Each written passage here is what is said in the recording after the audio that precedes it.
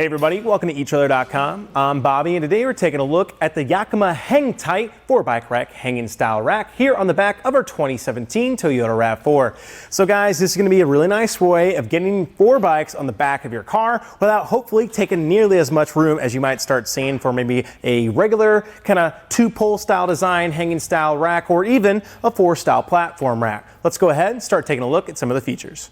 Now the HangTight definitely has a unique hold here. You guys can see we're actually holding on by our handlebars.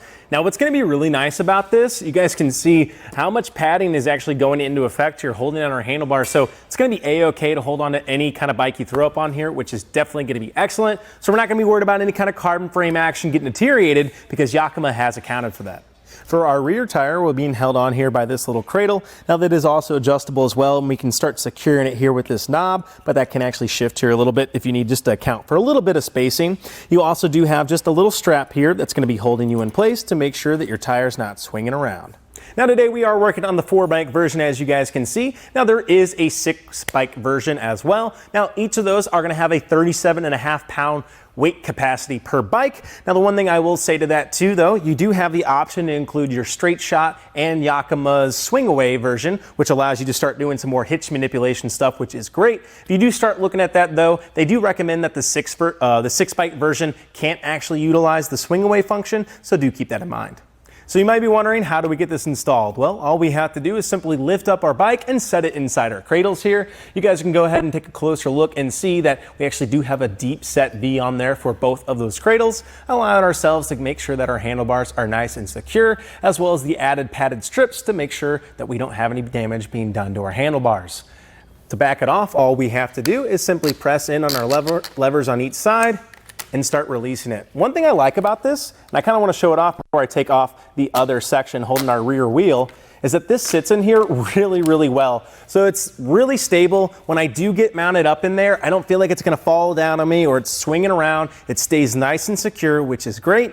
And that makes it really easy to go ahead and, of course, just start securing and unsecuring our rear wheel. With that out of the way, I can simply grab it, get it out, set it down, and we're all ready to ride. Now the one thing I will say, you can't actually tilt this away while your bikes are installed. So that's kind of a bummer to me. However, we still are going to be able to get access to our cargo by removing our bikes and simply pressing down on our lever here and allowing this to tilt down.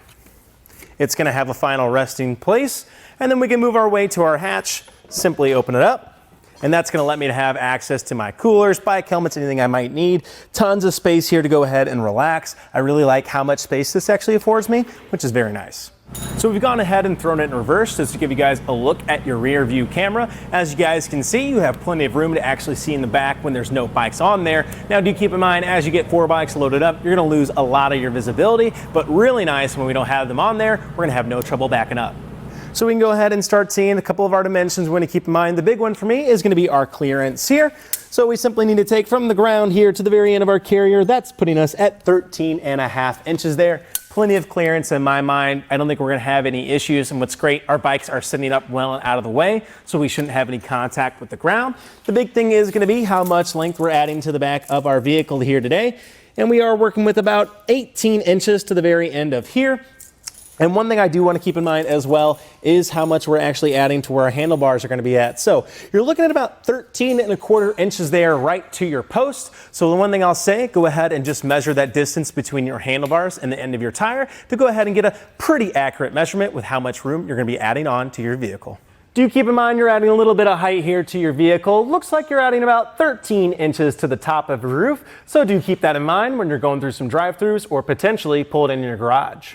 The HangTight also boasts an anti-rattle hitch pin that's going to go ahead and secure this in for you. Now it's pretty standard across the industry, but you still love to see them. Basically it's going to be taking all that shake and play out, which is going to be huge, especially for a hanging style rack like itself. So as you guys can see, as I give this a shank, it's going to shake the entirety of the vehicle, meaning we're all in line with one system, making for a nicer, smoother ride for ourselves, our bike rack, and especially our bikes.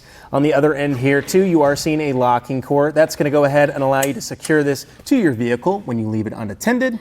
Now the one thing I will say to it though, there aren't any cable locks innately included with this, so you might want to go ahead and grab yourself one to start securing your bikes to your carrier. Here in our test course, we'll start by going through the solemn. This is going to show us the side-to-side action, which simulates turning corners or evasive maneuvers. Once we get to the full speed bumps, we can see the up and down action.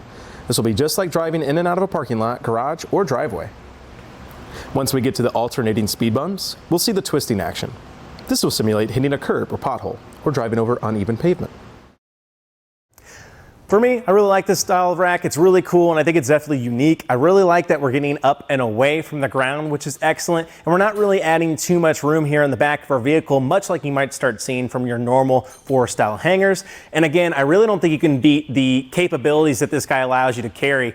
Normally with hanging style racks, you don't have a way of carrying your carbon frame bikes because you have a lot of frame contact there, and that can end up warping it. And I think this is definitely going to be an immediate upgrade for people with carbon frame bikes that are looking for a way of not having to grab themselves a tray style carrier.